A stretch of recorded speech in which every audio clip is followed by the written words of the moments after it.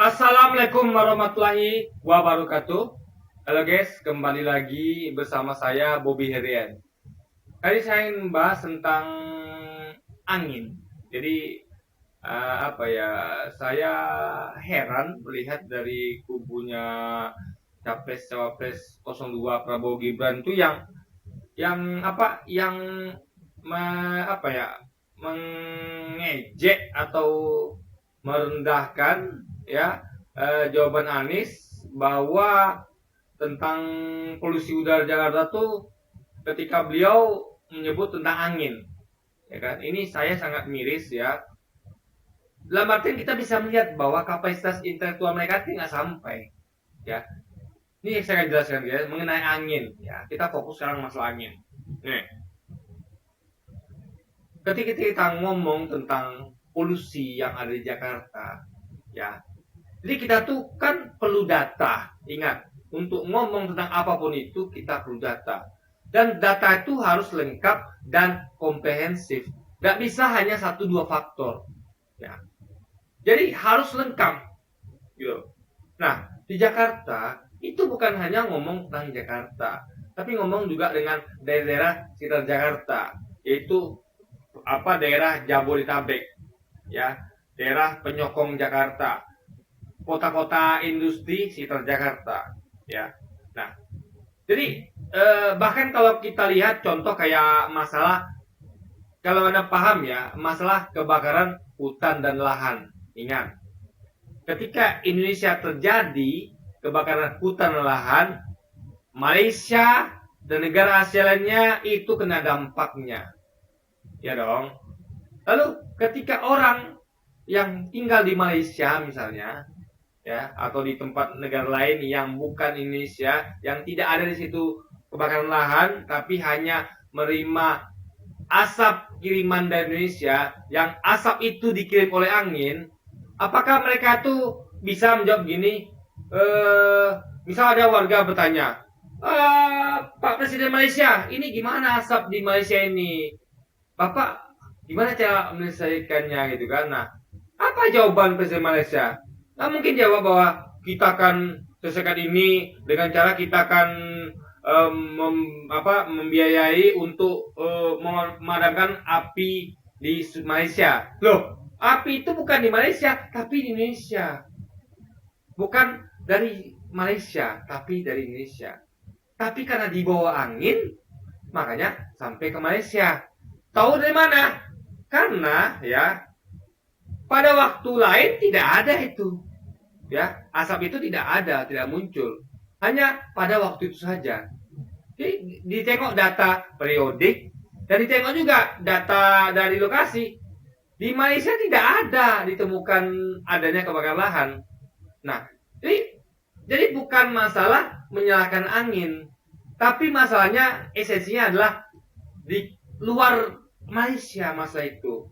Nah, masa itu sampai ke Malaysia karena dibawa oleh angin.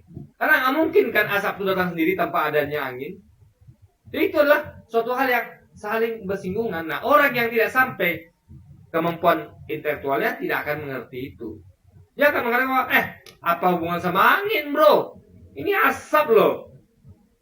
Ya, kita punya APBN, kenapa nggak diselesaikan? Loh, masalah itu bukan di negara kita, tapi di negara tetangga. Dan itu dibawa oleh angin sini.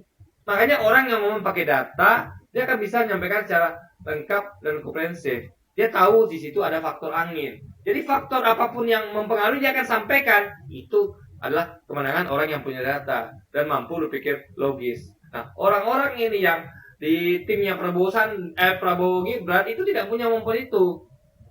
Dia melihat angin itu sebagai hal sempit. Gitu. Padahal kan Anies itu ngomongnya lengkap. Dia juga selain angin satu faktor ya. Dia juga ngomong tentang bagaimana dia telah berhasil untuk mengerjakan transportasi publik. Sehingga banyak sekali orang berpindah dari kendaraan pribadi kepada kendaraan umum dan juga banyak hal lainnya. Jadi saya ambil contoh satu ya. Misalnya gini. Di wilayah saya ya, di desa saya gitu kan. Itu kan ada orang yang hobi bakar-bakar sampah. ya, hobi bakar sampah. Nah, saya hari ini tidak bakar sampah, tapi karena ada orang lain yang bakar sampah sekitar 2-3 blok dari rumah saya. Nah, ketika datang angin yang kebetulan mengarah ke saya, ke rumah saya, ya mau nggak mau, suka nggak suka, asap itu datang ke rumah saya. Lalu tiba-tiba datang tamu ke rumah saya. Dia mengatakan bahwa Pak Bobi, ini ada asap loh Pak Bobi. Gimana cara Pak? Dia bertanya nih, gimana cara Pak Bobi menyelesaikannya?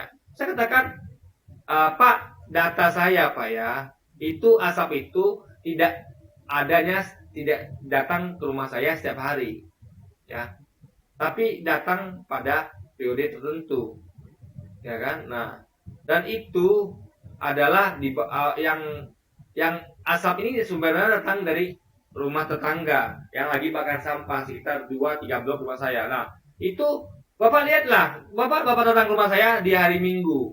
Itu tidak ada asap. Karena orang itu bakar sampahnya di hari Rabu dan Jumat misalnya. Ya kan? Nah, kalau Bapak datang di luar itu tidak ada asap di rumah saya. Ya. Nah, itu faktor angin. Ya kan? Nah, jadi dari mana kita tahu ya? Kita tahu bahwa apa namanya apa ya? Dari mana kita tahu itu tuh terjadi? Ya kita lihatlah lokasinya. Bapak lihat rumah saya nggak ada asap kan? Sumbernya dari mana? Cek dari rumah tetangga itu gitu. Nah, sama kayak Jakarta. Asap itu bukan hanya ya ada asap dari Jakarta, ada asap polusi, kendaraan motor. Tapi ingat ya, ada asap lain yang juga menyebabkan polusi, yaitu asap pabrik. Dan itu adanya di kota-kota seperti Jakarta, yaitu kota-kota penyangga, ya kan? Kota-kota penyangga. Nah, Jakarta itu punya alat pemantau cuaca dan pemantau angin yang lengkap, yang cukup lengkap dibandingkan dengan kota lain. Karena memang namanya ibu kota, gitu kan. Nah, kota lain tuh nggak sebanyak itu fasilitasnya, sehingga mereka tuh kalau mereka memakai alat ukur yang sama, mereka temukan bahwa apa namanya di tempat mereka itu adalah lebih parah harusnya, karena mereka tuh langsung asap pabrik di situ, gitu kan. Nah, atau minimal mereka nggak dapat dari kondisi kendaraan motor dari pabrik itu lah guys. Nah, jadi orang-orang di tim Prabowo ini nggak ngerti bahwa kita harus mempertimbangkan banyak faktor, ya kan? Gak bisa dong Anda nyalakan saya, di rumah saya ada asap, padahal yang bakar sampah bukan saya. Yang bakar sampah tetangga saya. Ketika saya bakar sampah, lalu saya tidak mampu meninggalkan asapnya, oke, itu salah saya. Pure. Kita nggak bisa memasukkan faktor angin di situ, nggak bisa. Karena sampah itu dibakar di tempat saya. Tapi ketika ada, bukan saya yang bakar, tetangga yang bakar, dan ada faktor angin di situ, ya saya tidak bisa disalahkan. Saya hanya pakai data bahwa ada faktor yang bakar sampah itu tetangga dan angin yang membawa itu ke rumah saya. Itu harus jujur kita sampaikan gitu. Nah, jadi orang-orang ini nggak paham guys. Dia mengira bahwa Pak Anies itu ngomong tentang angin saja. No, Pak Anies bukan ngomong tentang angin, itu adalah satu faktor. Kita harus menyampaikan semua faktor secara detail dan komprehensif, lengkap. Nah, kalau kemampuan berpikir tidak mampu, ya Anda harusnya tahu diri. Jangan mengejek orang gitu. Ya kan? Masa saya bilang begini, rumah saya paling asap karena ya saya bakar sampah loh. Saya nggak lagi bakar sampah. Saya tidak mampu mengatasi asap. Bagaimana? Asap itu kan dari rumah saya, dari rumah tetangga. Ya kan? Lalu ada faktor angin, saya mau bilang apa? Oh, nggak ada faktor angin, berarti saya bohong. Ada faktor angin di situ. Ya kan? Jadi apa ya? Pak Anies sudah sangat jujur menyampaikan bahwa ada banyak faktor kasus angin itu harus dipertimbangkan gitu. Nah, solusinya ketika Pak Anies jadi gubernur, dia nggak bisa ngatur Jabodetabek, nggak bisa. Jabodetabek nggak bisa diatur dia, ya kan? Nah, ketika jadi gubernur, dia bisa ngatur. Nah, itu dia. Jadi apa yang dilakukan dia? Paling dia akan memindahkan itu lokasi itu ke luar, lebih jauh dari Jakarta. Sehingga polusi Jakarta yang sudah cukup itu tidak lagi bertambah gitu kan. Nah, jadi sama kayak saya. Ketika saya tidak berwenang, saya hanya warga biasa, ya saya nggak bisa ngatur tetangga, nggak bisa. Ketika saya jadi kepala desa, saya bisa. Karena bisa punya kewenang gitu. Saya akan datangi tangga itu, ibu, daripada ibu bakar sampah, mending sampahnya diangkut sama tukang sampah. Nah, kalau ibu nggak punya dana, kita akan sediakan dia kan, kita akan desa akan bayarin itu untuk yang warga nggak mampu, yang nggak mampu untuk mau dipungut iuran sampah. Kelar masalah. Tapi tidak bisa lakukan kalau saya hanya warga biasa. Nah, mungkin dong saya datang situ, ibu jangan bakar sampah ya, yang ada berantem. Dia bilang begini, Pak, usaha Bapak apa? Ini kan tanah-tanah saya, sampah-sampah saya. Saya bilang, asap ke rumah saya. Ya Bapak kan, apa, ibaratnya kan, ini tanah saya, Pak. Bapak nggak bisa nyalakan saya gitu, silakan. Saya sarankan, Ibu di apa ya dong, dibawa sampah aja dong, sampah ini jadi bakar. Saya nggak punya uang, Pak, nggak punya dana, untuk makannya saya susah gitu. Nah, saya mau bilang apa? Karena jadi saya nggak punya dana desa, saya nggak punya uang gitu juga gitu kan. Jadi ketika Pak Anies jadi gubernur, jadi presiden, dia bisa nuntasin itu gitu. Nah, jadi ini masalah wewenang juga.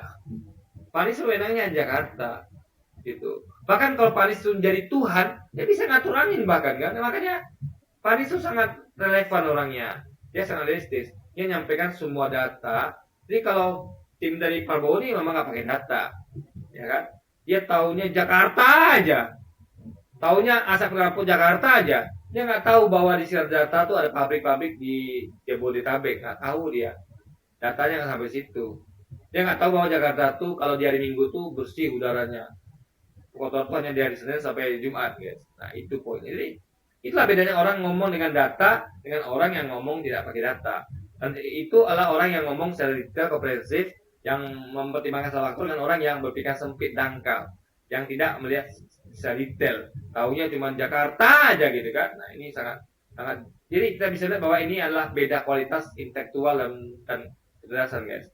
Jadi Pak Anies menang banyak dibandingkan dengan tim Prabowo Gibran yang cuma bisa mengejek tapi nggak tahu esensi, detail dan kompresinya data dan pemaparan dan segala apa faktor pengaruh yang disampaikan Pak Anies.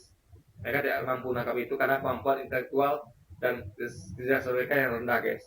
Oke, jadi mungkin sekian dulu aja video kita ini, guys, dan sampai jumpa lagi di video-video selanjutnya. Wassalamualaikum warahmatullahi wabarakatuh, guys.